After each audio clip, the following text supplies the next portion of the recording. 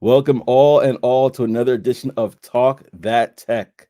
Then I don't know if you want to do it. the uh, Number one morning show in the world. yes, the no one tech voice show in the world. This is where we would have sound effects virtually in our minds, but that's something I got to work out with Tech Coach Ralp. But we'll get those together. But man, so excited to have this episode with you. Listen, if you're tuning in for the first time, go ahead and put where you're watching in from, whether that might be whether it might be in the East Coast, the West Coast, and whatever coast that might be. Let us know where you're tuning in from. Uh, Before we get too heavy in the show, though, as you guys are typing in below, and I'm going to remind you, if you're here for the first time, we actually do have a YouTube page dedicated to this. It's right there in the ticker below. Let's go to youtube.com/ at Talk That Tech Show. That's youtube.com/ at Talk That Tech Show. So that way you yourself can get involved and see the episodes that are happening in the past. And so let me see who's here. We got Grape Sodar in the building. Good morning. Good morning. So glad to see you bright and early. It's so glad to Good see you. morning. Good It's my morning, favorite Grape soda. Sodar. I know, right? Man, talking about brands of grape soda, what would be Sunkist for you, or would you have another brand? Um, I'd probably go with Fanta. Fanta. Fanta's classic. Classic right there. Well, listen, y'all. We alluded to it during the conversation that during the ad, I should say, or the thumbnail. But we do have a special guest that will be joining us today, and I'm excited to introduce him to you. None other than Will before the billions. How are you doing, sir? Welcome to the show. So glad to have you. Yeah, thank you for having me up here, Joe. I really appreciate it. Thank you, Joe and Ralph, for having me up here and giving my story and just talking about technology. That's I'm really passionate about it. Good morning. Good morning. Yeah, no, Good morning. good morning. Absolutely believe it and seen it for ourselves. Like mentioned before, we actually both have been watching your YouTube page and seeing your story, seeing your journey, and I just want to congratulate you on all that's going to unpack. But I don't want to steal your thunder. I want to give you an opportunity to talk about it. But I'm going to go to the comment section real quickly before we get into the show. Got Operation Tech Takeover in the building. He says, "Peace and blessings, family. So glad that you're able to join." And man, so glad that you're able to be here. In fact, he's responsible for one of the topics that we're going to be talking about today. So listen, if you guys are not connected with us on LinkedIn, go ahead and connect with us on LinkedIn. Let us know what topics you want us to talk about because we will talk about it. That is a guarantee for sure that we'll try our best to talk about it. So he is responsible for one of the conversations that we're going to have today.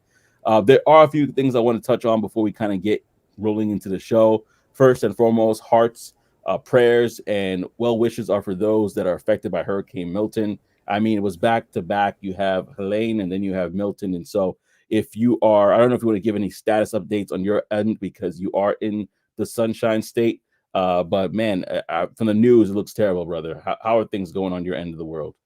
So Florida is a really large state, right? So it's really like West Central Florida. They got most of the damage. South Florida, nothing really. North Florida.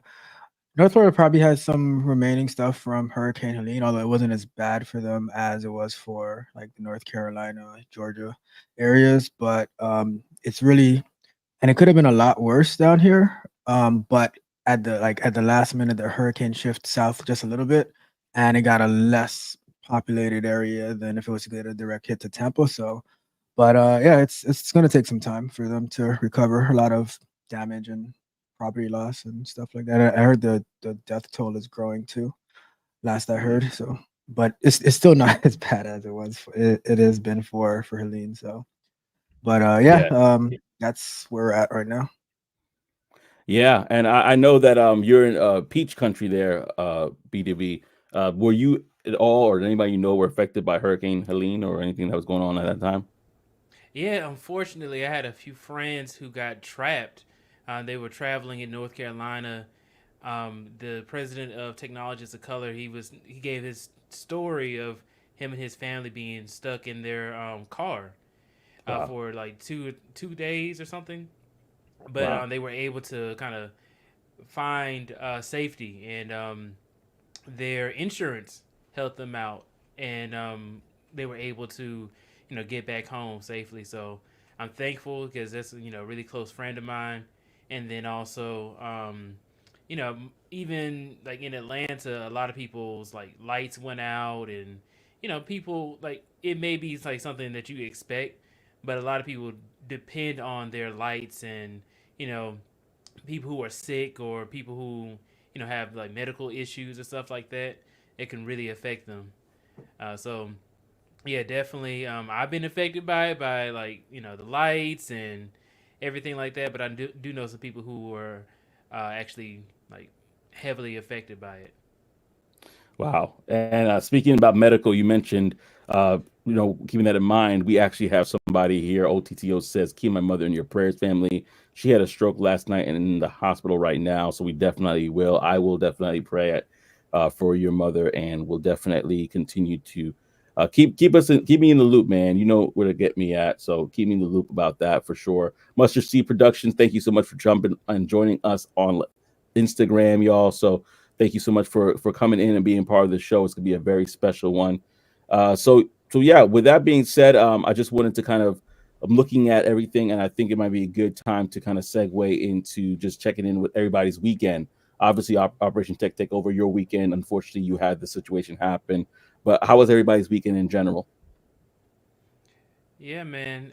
Want to say I'm sorry to hear that about Operation Tech Takeover. You'll be in my prayers as well. As far as my weekend has gone, I have just been getting off from my first week starting my new job. I went 6 months without a job and without a full time job, Mm, and that was a rough patch. But I was able to make it to the other side. Started my new job on last Monday, and I'm working at a company called Cargill. It's it ranked the top 15 private companies in the world. So wow. I I would not be here if it wasn't for the consistent work that I had to put in. But yeah, this weekend has been great. Just feeling good, and then getting closer to that first paycheck too. That's another great feeling. So Love it, man. Love it. And we'll definitely unpack your story more. Tech Coach Ralph, how's your weekend going for you? It's pretty good. Feeling a little bit sore. Preparing for a competition. I did this competition this coming Saturday. So me and a friend, we were training on Saturday. Then we played basketball yesterday, and a lot of recording and live streaming this weekend. You know, the typical schedule. Yes, he is a martial artist for those who do not know, so do not play with him. Uh just make sure that you are on his right side, right, Mitch? I don't know if Mitch is scared to come out today, but I don't see him. He's not coming. He's not coming. Yeah, so it's he might come out. Adrian was saying dope to the conversation about you BTB becoming back in the workforce, and also Operation Takeover says you will crush it in regard to your competition. OSS Ralph. Come on That's now. jujitsu talk for it says us. Oh, oh yes. Oh, we got just RON on Instagram, y'all. This is gonna be a good one, man. I'm actually gonna get right into the first topic because we have so much that we can cover and talk about. And I did have an icebreaker for us, but we're gonna get right into it because there's so much to cover. And I wanted to just share this with y'all because this is something I saw, and I actually shared it to Tech Coach Ralph, and Tech Coach Ralph was like, I saw it too, and I wanted to get everybody's opinion on this, but it was very interesting. So if you see it right here, this is something I'm going to let Tech Coach Ralph talk about it, but this is something that's rolled out by none other than our good friend Elon Musk. And I wanted to kind of get your thoughts on this and you to share with the audience what it's about. So these are the Tesla Optimus Gen 2 robots, human droids, right? And they pretty much do a lot of stuff that humans can do. So they're like Joseph said, they're being developed by Tesla. They're more than a prototype right now. They're actually they actually started working on these back in 2021. They showcased it last year And this year at the recent Tesla event, they made some improvements to it. But some key features, they have the ability, as you see, to walk on two legs, with arms and hands. They're equipped with AI systems similar to the Tesla self-driving technology, and they can perform tasks like sorting objects, balancing on one leg, not sure why they would need to do that, and lifting objects. They also use computer vision and deep learning to perceive navigation and surroundings. Um, so some things that it can help with, it can perform unsafe, repetitive, or boring tasks, as well as assisting in manufacturing and other industrial settings. If you remember, we were talking about the dock workers trying to oppose automation. Well, looks like they have some competition coming very soon. They can also perform household chores like carrying packages, watering plants, or mowing lawns. Elon Musk is estimating these to cost eventually between $20,000 to $30,000. They're going to start using them in 2025 for like in their own plants, and then eventually maybe around 2026 they'll release it to other companies, maybe to the public at some point. So my thoughts on all this, right? If I could order like if I can pre-order like 5 of these, I would do it right now.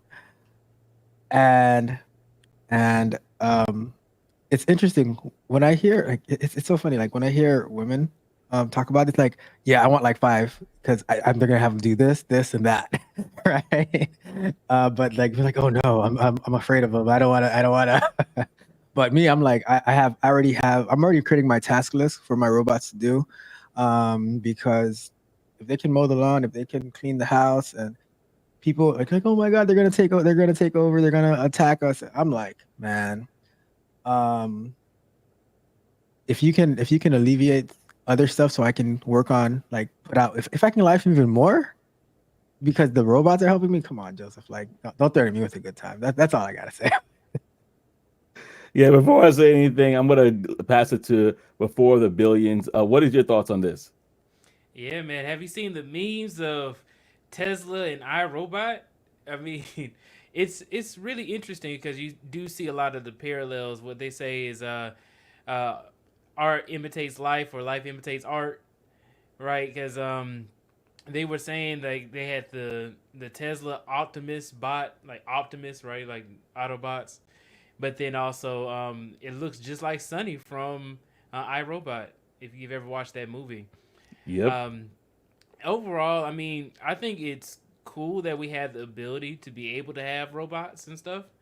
I don't foresee it like taking people's jobs anytime soon, right? But I do see like sometimes when you go into like in some parts of Georgia or some parts of Atlanta, um, like you'll see them being like a cashier, right? Like that may be something that you may see.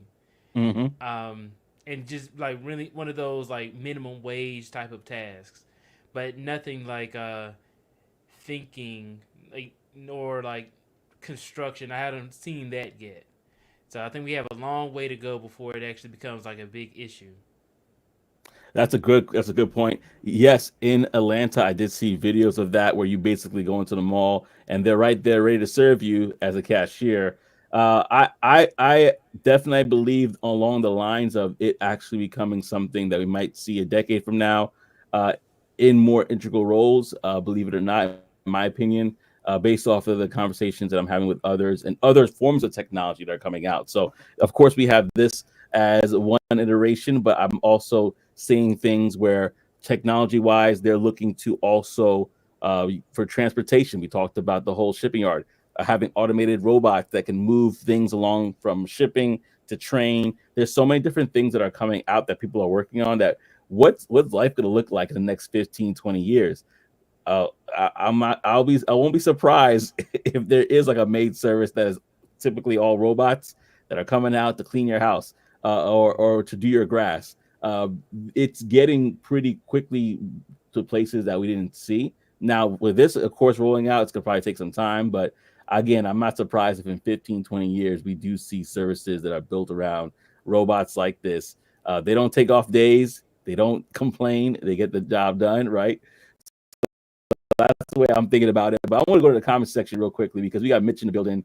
I was saying, that you should probably live stream that match. But then Mitch said, why when we already know the outcome? Otherwise, saying he doesn't think you're going to make it through. Shout out to my best friend Mitch. Yeah, Mitch is hilarious. Hey, Yakar said, salute to y'all. What's Thank you up, so much. Yakar? Yeah, he says salute everyone. Rob Brown says salute everybody. So glad that you're able to stop by and be a part of this conversation. Yeah, so this is definitely dope. So yeah, in regards to just specifically this conversation, y'all, what do you guys think about this? I think that it's going to take time, like before the billion says. But let me ask you this question. Maybe this is a better question I could throw to you right now. Is it worth that 20K, that 20, 30K? What do you guys think? I mean, it's the amount of a car. For 20 or 30K, would you buy this right now if you had the cash on you? Yes. Yeah, I think it's worth it. Well, I personally don't need one, right? But I remember Elon Musk was talking about all the things it can do, like be your friend and stuff like that. So I can see why, like, if people had disposable income and they didn't have like friends around them or family and stuff, I can see somebody like purchasing one of these or just like an extra maid around the house, like in the Jetsons. Yeah, that's a great example. The Jetsons. I think for me personally, because of my family and how large they are, I'm concerned that they will destroy that robot. That all the kids might try to jump. Oh, it's like a dog. They're gonna try to ride it or something. I'm like, listen, this is 20K. I don't want you to destroy this thing. So I might hold off until they're a little bit older. But if by that time the iteration of it might be where it like literally, like you said, like in the Jetsons, it's doing the cleanup, it's doing the cooking. Like I remember from the Jetsons, it's pop out the meal right out of his midsection. So Right. by that time, I might be able to do a lot more. But I'm going to go to the comment section to see what people are saying. Mitch says he doesn't like you, Ralph, even though you are his best friend. He says, nope, it's trash. It must remind him of Apple because of the way it looks, so the white and the black. So I don't know because he's not an Apple person at all. He doesn't like Apple products, so maybe that's why he thinks it's trash. Rod Brown says, I'm open to the idea of these robots, but don't be surprised when iRobot happens and these robots start sending us to the upper room. Lord, I'm not. Hopefully, I'm not around for that. But we have Darcel. He says, "Morning, fam. So glad that you stopped by, Darcel, and are part of the conversation." But yeah, Darcel, would you buy this for 20K if you have the money? Would you buy this robot, or are you feeling like this might be another Black Mirror episode, like Rod Brown is about to say? We'll see, right? He said the robot's too slow making drinks. I need an actual mixologist. So he's like, listen, if I'm paying 20K, it got to do it faster. And then Darcel and Mitch is saying, oh, you get down like that. And so listen, y'all, if you have any thoughts on anything that we have said in the past, definitely stop by. Let us know what it is that you're feeling about the subject. We'll definitely talk about it. So glad that we are able to have this conversation because this is where the world is trending. There's so many things that are going to be happening, and we want to make sure that we are ahead of the curve. And that reminds me of a segment that we love to talk about here. If you are new to the channel, this is specifically for people that are interested in going outdoors and being part of various events. And so we have the bulletin board. This segment is powered by Black Tech Global, your premier directory for upcoming tech events. So visit blacktechglobal.com for more. Our friend Ty Smith, that is actually his website. So I'm not going to go through the whole list. I'm going to read a couple of things that are happening. And if it's happening in your neck of the woods, then this is a great opportunity for you. We have the Newark Tech Summit. That's the 20. That's happening on October 14th. That is today in Newark, New Jersey. $0 for this event. Then October 15th to the 17th, we have the DC Metro Black Tech Symposium. That's actually a virtual event for $0. October 15th to the 18th, so that's tomorrow. And then all the way to Thursday, they have Black Week 24. That's in Manhattan. So New York, y'all. That's going to be a little bit pricier, over $1,000 for that one, but check that out if you're interested. October 7th, Diversitech Connect in Philly. They have a mixer that's $10, so it's not that bad or expensive. Check that out. Black Travel Expo. If you love to travel, that might be the event for you from October 17th to the 20th for $100. And then we're rounding it up with two more events here. We have the Afros and Audio Podcast Festival. If you're into podcasts, that might be a place you want to check out if you're in the Baltimore, Maryland area for $300. And last for this rundown, we have Black Tech Saturdays. This is happening the 19th. Detroit, Michigan, $0.00 for that. And that is this week's rundown of the bulletin board. Go ahead and check it for yourself at blacktechglobal.com. There are events that are happening in the future, such as Techsgiving and a few others that you want to make sure that you are looking at and are aware of. So go ahead and check in on those different things. And before we go into the next topic, I'm going to go back to the comment section here to see what is coming down the pipeline. And we have a few comments here. All right, so we have Operation Tech Takeover says, I wouldn't mind having one, multiple uses in home, tutor, therapist, etc. That's true. One could do a lot. So Mitch says, if I can teach that robot how to use them hands, then I will consider. Grape Sodar says, yeah, I want one after it has been out for some time. LOL. Let them work out the kinks first. And then we have Darcel says, can the robot shoot hoops? Because we use one-on-one partner, right? So when he's playing those games, he could get somebody to join in with him, and so that'll be dope. That'd be exciting. I just had an idea. Sorry, Joseph. I just had an idea based on what Darcel said, right? It might not be able to play one-on-one, but your rebounder, your passer, so that you can practice. So Mitch can practice shooting from 35 feet. You know, he's not that good at it right now, but if he has a robot, that'll definitely help him out. Right. And also, can I add this on too? Is that please? I don't know if you've ever seen. They came out with a report that said that more and more people are using ChatGPT for like their therapist. They like use it to just give their deepest, darkest secrets or be their confidant. And ChatGPT is even like responded first to people, like instead of, and not necessarily like reacting to what they say. It's just like you open it up and it's like, hey, how was your first day of school in 6th grade or something? Oh my gosh. So it's interesting. Like people are just using it to just talk, right? To be their friend. So I think that's what the robot is going to be like as well. I agree. There's so many things that they're doing right now with not just artificial intelligence, but AI, and just like these artificial videos that are becoming people's companions. I'm not going to get too deep because if you could sense where I'm going with this, a lot of men or just people in general are using them in companionship. So if this robot does come out with a female version, I'm gonna leave it at that. But then we have Bitch said, Darcel, stop it. Somebody mute Ralph's mic.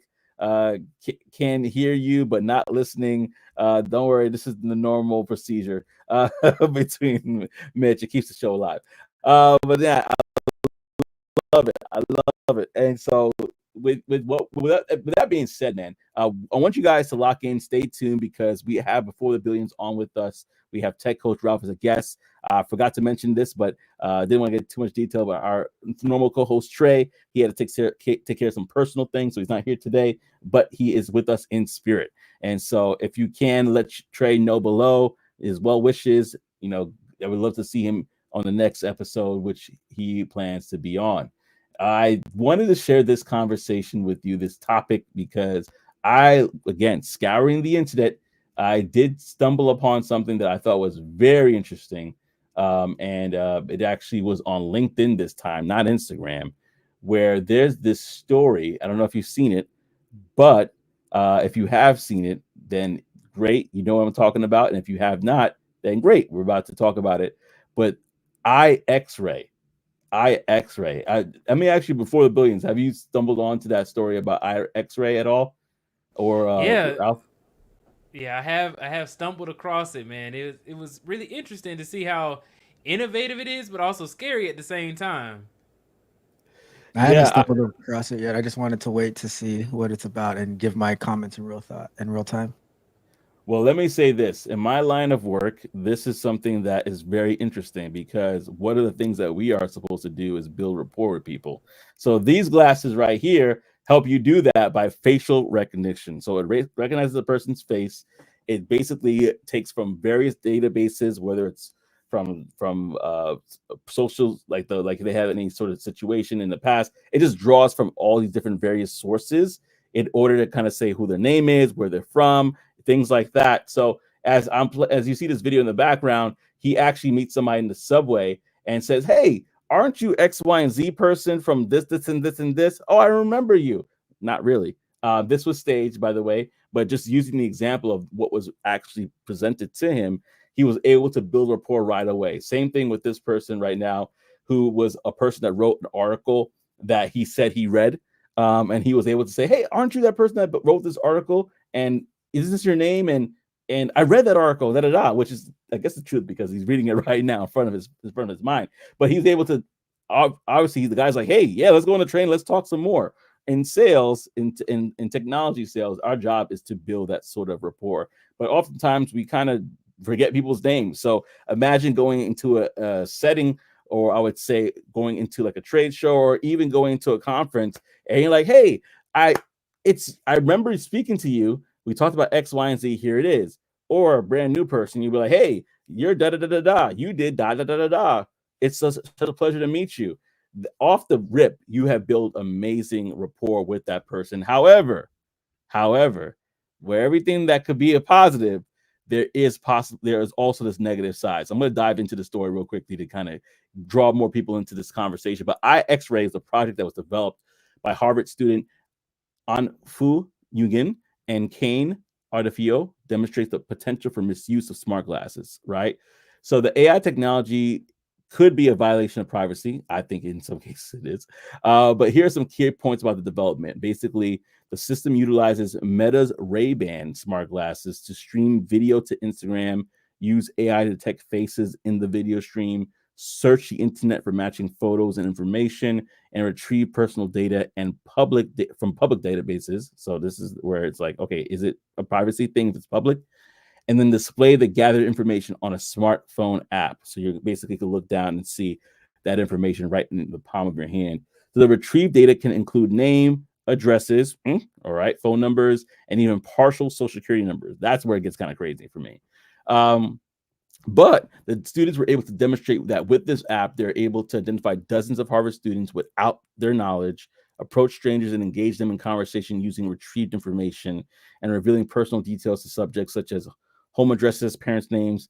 That to me kind of gets crazy. But listen, y'all, what are you thinking of thoughts? I'm gonna let you guys talk for a second, but I just want to actually pause here and let Ralph, and before I even go further, let Ralph and let Before the Billions kind of chime in about what their thoughts are before I continue, because I see the faces.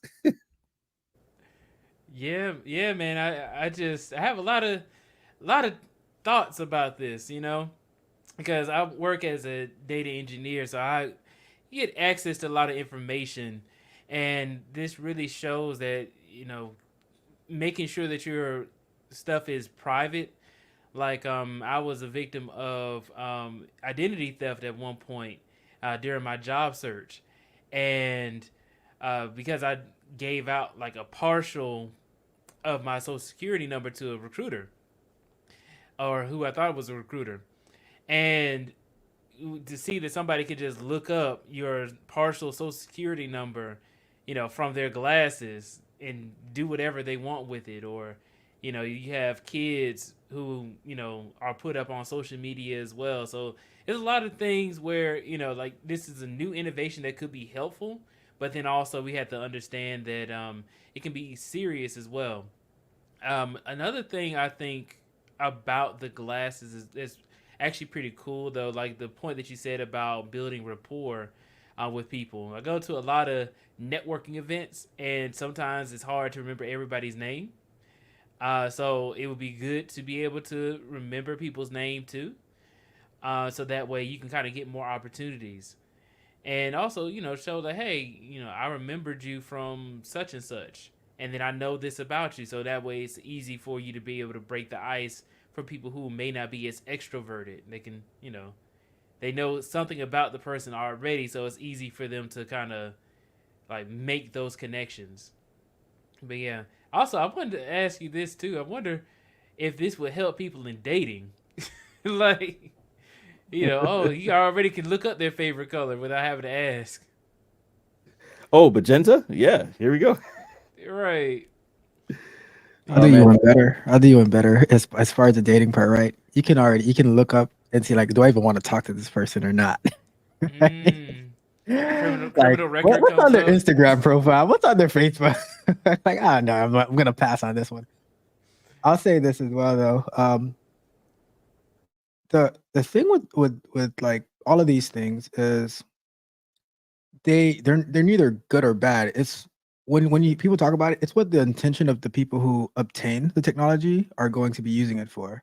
So you can have it where um it looks up, oh, even with the dating thing, right? It looks up, oh, this person has a pretty bad criminal record, or police, oh, this person has a warrant out, or and like having that type of data on who to go to. But then on the same side, you also have people who can use it for bad on how to target people. Like, oh, this person is single, let me follow them home and whatever. Like it's really up to how the person, like, who it falls in the hands of. So it can definitely be like, I see many positive things for it, as well as many negative things for it. And that's the thing with technology, you don't really control who gets access to it.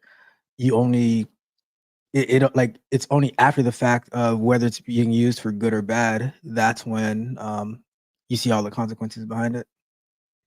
Yeah, I totally agree. I think a chef's knife can make amazing meals, or it could be a subject of a murder weapon that is under investigation. Right And after they make that amazing meal.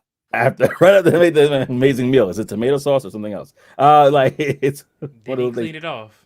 Did he clean it off? Man, it's really crazy when you think about the world that we live in. A lot of things that we didn't think were going to happen are happening sooner, even though they're on a prototype stage. A lot of those things are happening, and and I'm gonna go to the comment section right now. Now, y'all, so stay with us.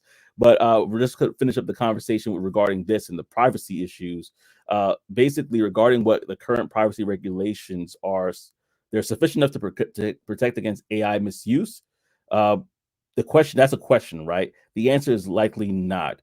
The I-RAY project demonstrates significant gaps in existing protections, which is a lack of specific regulations for AI and facial recognition technologies. You have insufficient control over personal data in public databases, inadequate measures to prevent the combination of seemingly harmless technologies for privacy invading purposes. And this is good. This is a good, if you know, this is a good project if you want to expose, hey, look how much stuff is out there that we could get at our fingertips. And I think it's going to cause for stricter regulations, obviously, and enhanced data protection laws. And with that being said, I'm going to go to the comment section to have our resident data analyst here, Mitch, give his chime in. He said, "Hey, they aren't you the guy that Ralph always listens to?" Mitch is hilarious. On first thought, he thought it was an eye doctor. So no, it's not. And then he realized that it's more than this. Rod said, "Cool idea, but this sounds like a breach of privacy." And I do agree with you. Mitch says, "Now you know that every they don't. Let's see, now you know that if they ever do it, even with the last four of your social, you can still be permanently at risk. You ever do a pre-approval and they say we need last four of your social, you got to be careful. Oh, I see what you're saying. You got to be careful who you give that information out to." Like you mentioned, and I know you probably share your story in a few, but like just how you mentioned it, we got to be very careful. He says, "Ralph, you're sick." But But am I wrong, though? But am I wrong? That's a good question. Are you wrong? And then Mitch OTTO says, "Mitch, you checking for?" Oh man, that's hilarious. Oh man, he's don't catch his hands. Bro, you sick too. I used to like you before that comment. Oh man. Well, listen. Anything else you guys want to say about this subject? I had a real quick, like, Yeah. this does expose how much personal data people put online. Yeah. I mean, there's some other stuff like that aggregates data, but it's still, a lot of it is public information. But this is scanning social media, different databases that are public, and giving that information in real time. You could probably replicate this, just not get the information in real time, because when you're in a public setting, there's no privacy in public settings. So you can record and then take that recording and then do, like, all the people that you ran across, do that Google lens face like search, and it's gonna tell you, okay, like this is where this picture shows up, and now you have the person's name and stuff. It's not in real time, so it doesn't help like that interaction one-on-one, but you can still get people's data and who they are and stuff like that. So I think this, if anything, it exposes like how much of your information is out there in the public. Yeah. Yeah, absolutely. And you being a data engineer before the billions, is there anything addition that you wanted to say? You know what's interesting? So not only working with people's data, but there's a lot of people getting laid off right now too. I was laid off. I was impacted, and you send out so many resumes. You send out your information to so many people, and I'm gonna tell you guys is that you fill out so many job applications, and most of the time you may not hear anything back, or you get rejected. And now, but what happens is they have the full profile just based off of your resume or what you've given them. And that profile, do you think it just sits there? Right? Like, oh yeah, you didn't get any opportunity from it, but they have all that information now. A lot of companies they sell that information because it's really expensive to be able to store a lot of information, but then also they can make a lot of money off of it. So if a company ever gets hacked, they have a full profile on you. So that way, they have your phone number, where you live, the past 3 jobs that you had, what your security questions and stuff like that. Sometimes people ask you for your social security number, right? As an example. Yeah. Do they actually protect that data? Not every company is the same. Not every company has the best intentions. So guaranteed, if you're receiving some spam phone calls and text messages and emails, your data has been breached in some way. They got it from somewhere. One thing I will say is that if you are, and this was something that was suggested to me when I was on my job search, was to hire some people from Fiverr to just blast out your resumes to hundreds of different jobs, or like using AI tools to blast out your resume to different jobs. And if you do that, just know you're giving up a lot of information that is very valuable to companies and or bad actors. Mm. Mm. Wow. That says a lot. And I think that we definitely have another topic discussing how to protect ourselves from that, because it happens all the time to a lot of people, whether they know it or not. And I think we definitely need to have a deeper conversation about that. Not sure if next week will be the time, but we got to figure out time to do that for sure. I Hey, got Joseph. Go ahead. That's the one. Go ahead. No, you go ahead. That's what I want to talk about. Go ahead. Oh yeah, Grape Soda Art said, "I believe this will cause more harm than good." Honestly, yeah, I believe so too. That, and especially in the way that it can be used, the potential that it has. Absolutely, absolutely. Mitch said, "Lock So your." Go ahead. Go ahead. I just wanted to talk about that comment. Is like Yeah. you're not gonna stop it. Like there's nothing like. So you need to prepare for this stuff that's coming instead of like whether it's gonna cause more harm than good or more good than harm. It's here, right? It's probably not mainstream yet. But if you see the technology out there, you better believe that it's already being used. I remember like there was a TV show, I forgot the name of it, but it was where they had like they were tapped into all the cameras, and they could in real time they were using that to like try to stop crime and stuff like that, right?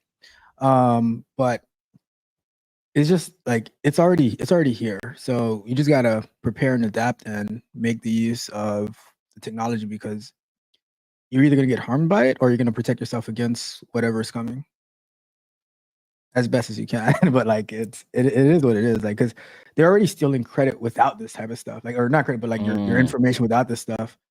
So does it make it? Can it make it easier? Yeah, but we also have to do a better job at analyzing the risks and making the right preparations. See, this is where a sponsor would be good. LifeLock. I don't know whichever one that wants to sponsor the show, but because honestly, this is something that's affecting everybody. So I know you had a few things you want to probably say before the billions. I don't know if there's anything that we missed, but feel free to chime in whenever. Yeah, there's a comment by Mitch talking about locking your credit and putting a fraud alert. I did that.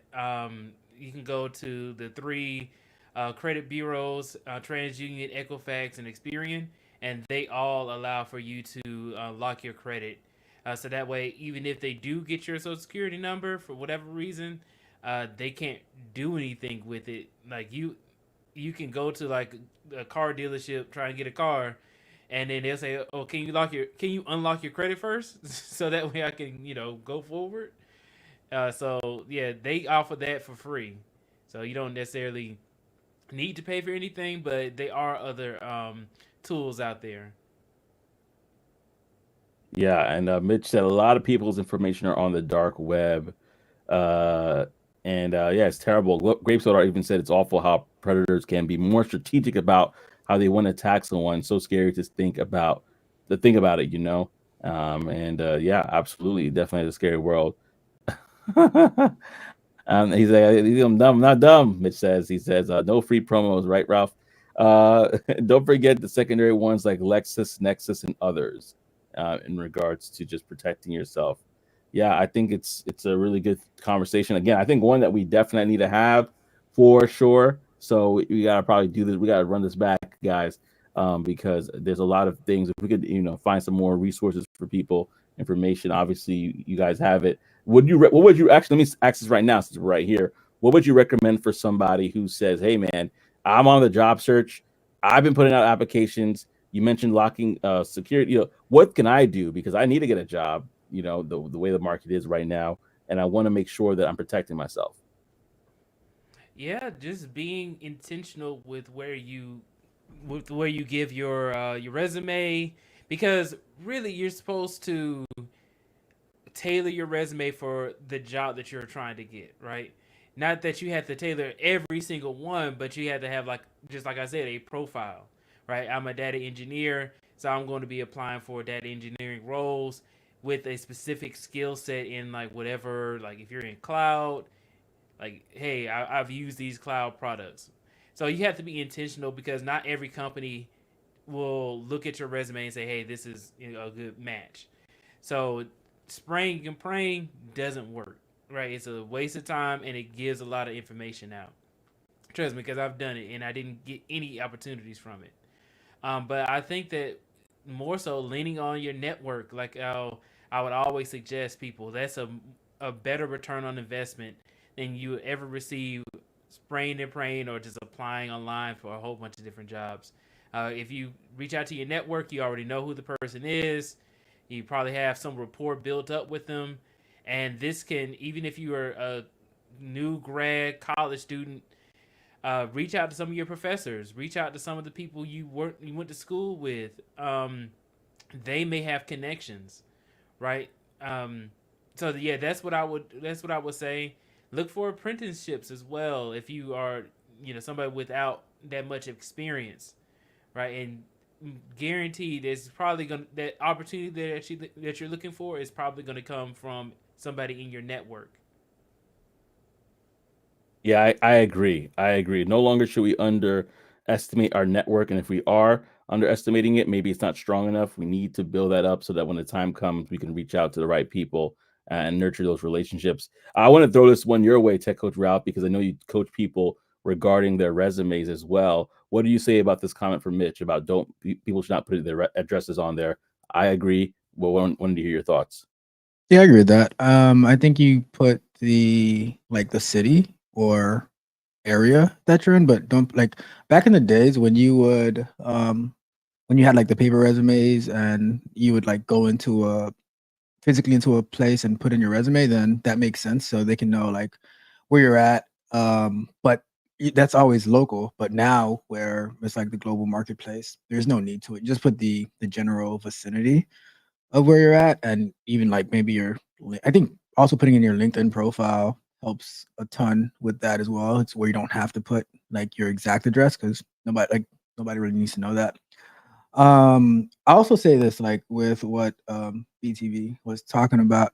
I think also what happens is that people start to ignore red flags um when that like a level of desperation starts to come in, like, oh man, I really, really need this job, and they're like, well, anything can be an opportunity. So now people start to ignore it. I've spoken to, like, I've talked to people I know personally too, where they go through this whole interview process where they never even see, like, they never have like a one-on-one conversation. Like everything is done through like Microsoft Teams and stuff like that. I'm like, there's so many red flags here. And the way that they're telling you to get your equipment is just like, so I'm like, you gotta take a step back. It's like something doesn't seem right, and then pull the plug before, like, once they start asking you certain questions, you got to pull the plug. If you do not have an offer letter with a portal at an actual company website, don't give your personal information to that extent. Yes, I agree. And you know what's interesting because they've gotten so sophisticated now that I got a call, and usually I always say like I'm gonna ignore certain calls from certain countries, right, from other, like other countries and stuff.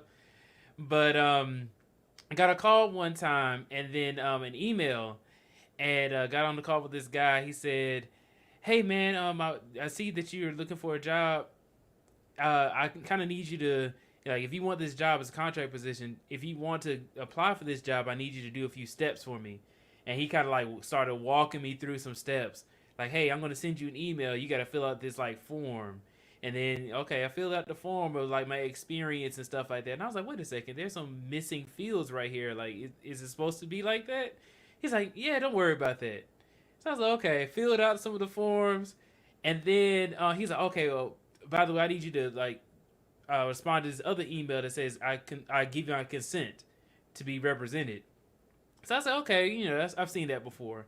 And then I'm gonna send another email, and I want you to send a picture of your driver's license. And I was like, wait a second, now that's a little bit too much. I looked it up, and it says, oh yeah, perfect recipe for identity fraud, right? And also you got to be Wow. careful with the type of the job boards that you put your resume into. Now, like, I know that this is a very popular job board, but Dice, I've received like it's specifically for people who are in technology, but I've received so many bad actors from Dice. It's Mm. crazy. I think it's a good platform itself, but whenever I put up my resume on there, I never put my phone number or my email and or my address. I don't put any personal information. Just like I set up my profile, and they can respond to me on the profile. So you really had to protect yourself. Wow. Wow. Good. That's a good call out. I didn't even think about the fact that there are certain job boards out there that could be a potential risk depending on what it is that you want to give up, right? And then that actually, going back to your story, kind of pointed out what you just confirmed, which is basically Aaliyah says, "What up, Aaliyah?" she's gonna be, she's one of the crew that I normally go to events with, and she said also get out and go to these networking events, especially those that are sponsored by companies you want to work for. Do it. Do it. Do it. Do it. Thank you so much, Aaliyah, that you were able to stop by. I definitely appreciate that for sure. Man. So I think this might be a great segue to talk about it, man. Your story. Your story before the billions. You were able to kind of share a bit with us. We've been able to track with you on YouTube. I think it's something that a lot of people can, who are going through it right now, looking for a job, can be encouraged by. So I'm gonna pass the mic over to you, let you have the spotlight and share your story.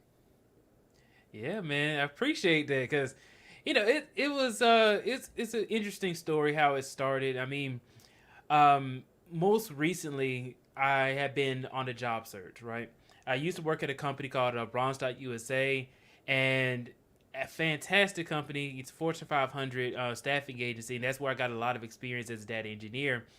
And I was working on like the ATS system, the applicant tracking system that a lot of people use in order to hire and source talent. And it gave me a lot of insight into the job market. But when I found myself like looking for a job, I was sitting here thinking like, wow, like where do I really start? And what I did was I started going to networking events aggressively.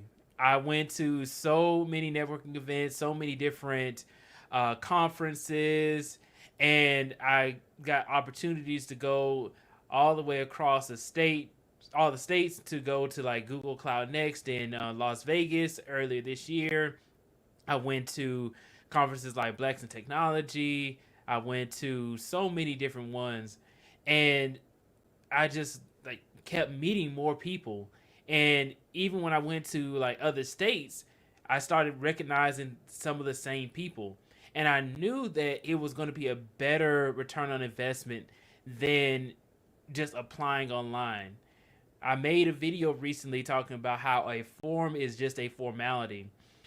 When I put myself out there and I was giving out my resumes, I noticed that people would ghost you. People would, not actually have a job available.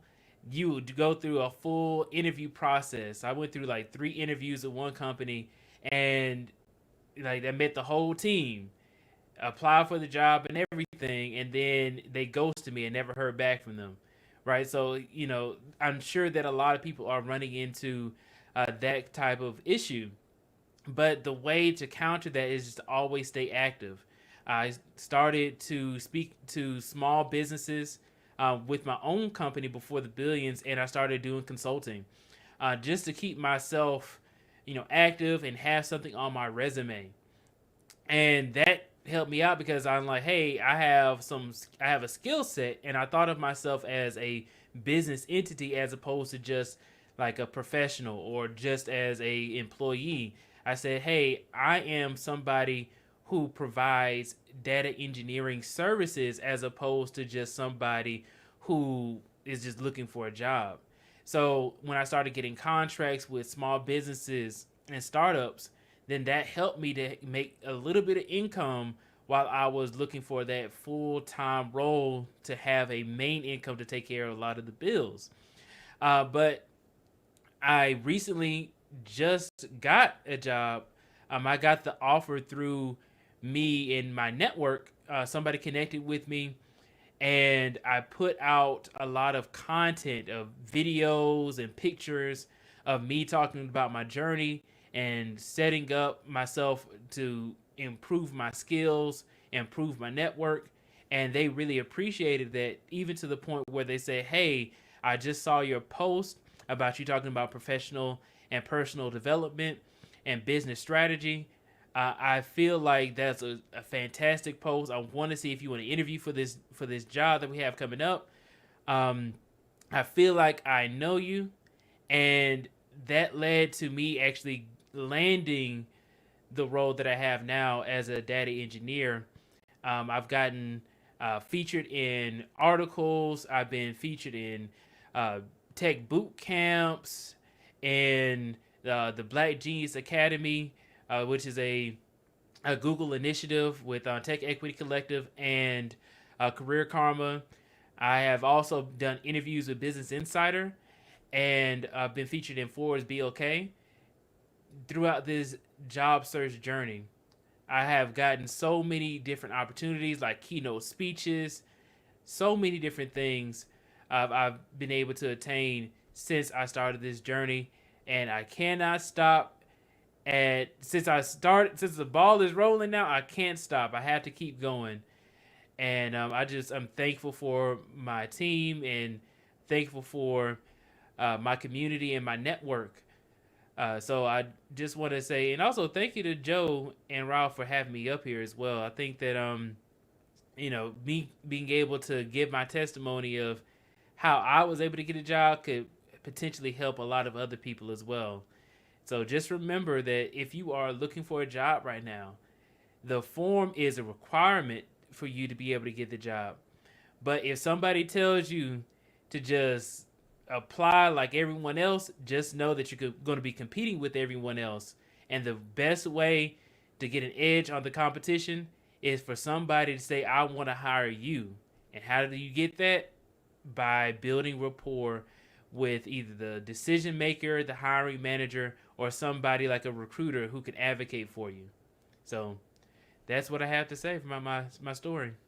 Man, I love that. I love that, and I saw claps in the comment section from Leah. I think the fact that you said, "Listen, I'm not going to lie here and roll over," but you took initiative. You already started building a community with your YouTube channel, and I think that right there is something that I want to harp on for a second because that's how I got this position that I'm at right now, where somebody found me on my YouTube page talking about what I do, and they said, "Hey, we would love to interview you." One of the fastest positions in regards to just interview processes that I had to go through. And literally, that's how I got into this particular role with this particular company, which I think has honestly been a blessing overall. And so, really good company, and they're going for the moon. And so, there's a lot of nuggets, y'all, that were said in that I would love for you to go back. But I'm going to pause here and give Tech Coach Ralph a chance to give his 2 cents about what he just heard. I love it. I've been rooting for you for a while. It sounds like though the new networking is social media and creating content because I wouldn't have met Joseph if it wasn't for my channel and his channel and now before the billions, Trey and that other guy in the chat that starts with the M. But yeah, like no, definitely. I think there's so many layers to it, right? And like you said, they saw your content like, oh, I like the growth that you're talking about. I feel like I know you. This job is for you. You just have to like fill out the form at this point for us to finish it off. Um, yeah, I think that's pretty much my thoughts for now.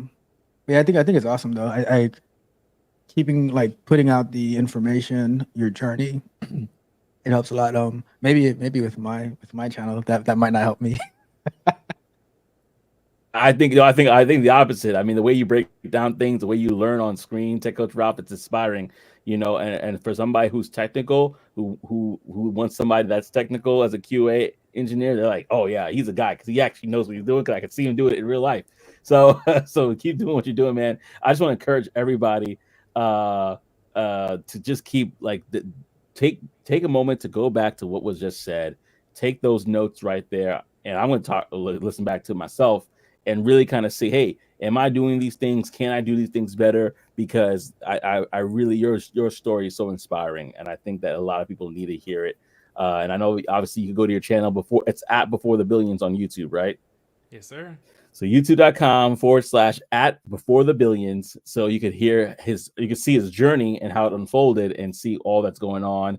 Grape Soda says, thanks, guys. Was encouraging. Appreciate you all. Yes, thank you as well, Grape Soda, for all that you said. Mitch is hilarious. Mitch said, wow, can't even say my name. What a hater. Sad world we live in. I had a question for BTV. So you're talking about like how you traveled pretty much across the country, different networking events and stuff like that. How did you leverage that into being able to like maybe in the content that you created to land the position that you just got? Man, it's actually pretty interesting because it's like so broad. Like I can't pinpoint that one specific thing that happened, but I what I did was I started posting myself at these events, right? And then I realized that some people were like, "Oh, he has a lot of free time," right? Then I was like, "Okay, well let me actually start talking about like some of the things I'm learning at these events. Maybe that could like lead to a better and a better outcome." And then I started learning from my mentors and people I kept seeing over and over again. And I started noticing some trends just talking to people, people going through the same situation as me. I know some people who have been laid off for over a year and they haven't had a job. Some people I met through networking, they are homeless, and they had kids and everything like that. So it's really real. But these real experiences have prepared me to be able to make better content because I have a better scope of how life really is. And that's why I started like going to these networking events. Not only has it increased my visibility in the tech space, people say, "Hey, you actually really are working. You're really trying to do something good. So I'm gonna give you referrals, right? Without me having to ask. When Mm. I noticed that, and this is interesting, right? Because some people will tell you, oh, ask people for referrals, and I'm not gonna tell you to not do it, but I'm gonna tell you that when I got desperate and I was looking for a job, I started asking people for referrals, and what happened was that people started to push away from me, and it started to give me a bad Mm. look, to where people were like, oh, I would love to give you a referral, but I'm traveling right now. Oh, I got something to do, and they can get paid for giving you a referral, Yeah. but I just didn't want to seem desperate, right? So what I started doing was I said, you know what? Let me get my perspective on the job market. Let me get my perspective on these events. Let me tell people some actionable insights that they can gain through, going to these networking events. Because if you go to the networking event and then that's it, you probably won't receive anything from it, right? You have to go up and talk to a lot of people. You have to be able to work a room, and you have to be able to, like, have something like some notes or something that you've learned from it. And then also, don't go into the job interview expecting people to care that you went to this like workshop or a networking event or hackathon. If it's like directly correlated to the job, then definitely you can bring it up. Like for my job, I told them I went to the Snowflake Data World Tour because the job uses Snowflake, and I learned more about the tool. So if you're going to network events, make it relevant to what the job is, because that helps them to rationalize. Okay, this person is actually passionate about learning new technologies specifically and related to what we're doing now. So yeah, man. That was so good. Good question, Ralph. That was a really good question. I didn't that correlation is a great one. So listen, we might have to do another round two for this because there's so much nuggets that could be said. I mean, we could do a whole show based off of this conversation regarding your story, what to do, breaking down networking, breaking down creating content around it, breaking down what you should learn, breaking down even the right people to connect with. Not saying that you want to be pushing people away, but there are certain people you want to make sure you're strategically reaching out to and connecting with, and also that tidbit about asking people for referrals. You have to want to provide value first. You want to make sure that they realize that hey, this is a relationship that's not just transactional. It's a little bit higher level than that. So as like Terry said, good point there.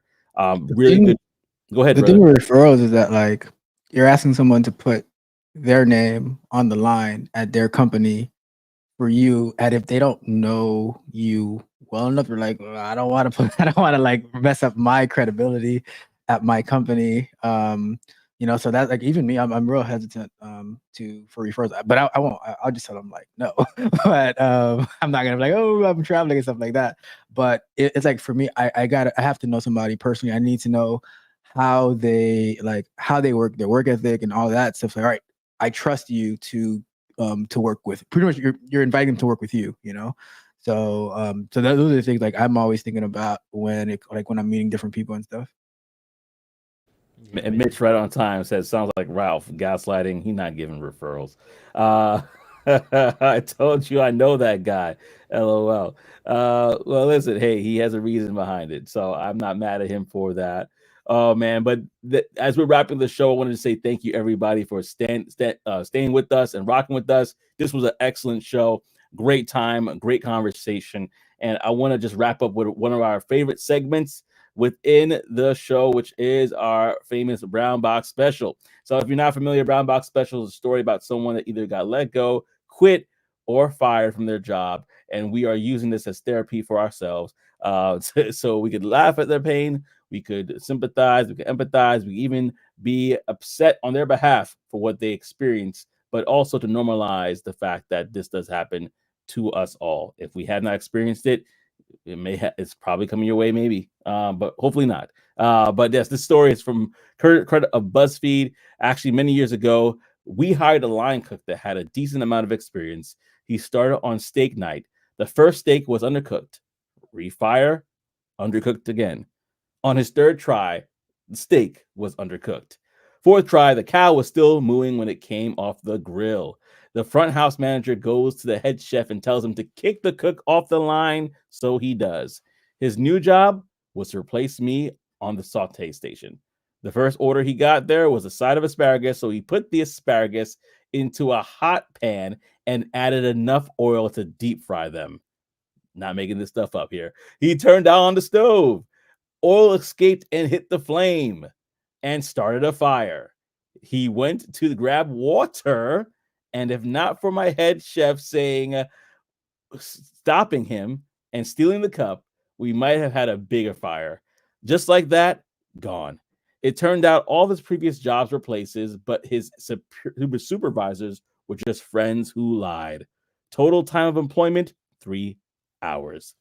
And that was his story. If you have any brown box specials that you want to share on the show, let it be known. You know where you can reach us out on LinkedIn. If you don't, feel free to go down in the description, and I believe our LinkedIn is there. But reach out to us. Let us know if you know any brown box special stories that you are willing to share. It doesn't have to be about yourself, but if you want to share one, definitely do that. Again, thank you so much for stopping by, Tech Coach Ralph, before the billions. In lieu of my co-host Trey not being here today. So thank you so much, y'all, for doing it. It was an excellent show, and I believe everybody enjoyed it. Yes, go ahead.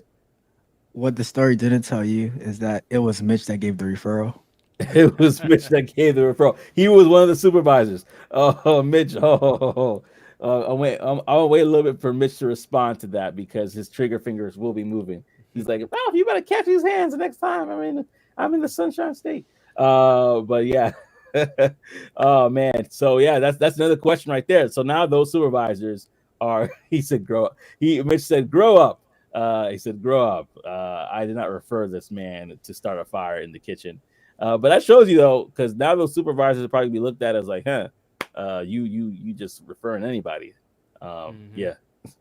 Yeah, they can't take that word for anything now, right? Because when future hiring comes up, that's it. And I think that in order for people to get paid, you have to stay there for 3 months. For a lot of companies, like 3 hours is gonna cut it. So you didn't even make the $500, right? He probably didn't make 10 cents. I don't know. Especially consider the fire that he caused. Like, I'll take your pay. You owe us money. Come back here. Messing up those steaks. Yeah. Oh yeah, the steaks are expensive too. That was 4 steaks in a row. Man. Last one was moving all the way home. Oh, but thank you so much, gentlemen. As I said, this was a great show. Thank you so much, audience, as well, for stopping by on this episode of Talk That Tech. And I'll do it because I know that it's been a long morning, but the number one Talk Tech radio show right now on the planet, I guess. Well, hope you're on radio too now. Well, we're on a network. We're on a live podcast network, so I guess podcast. But until next time, peace, family, peace, and elbow grease. See you later.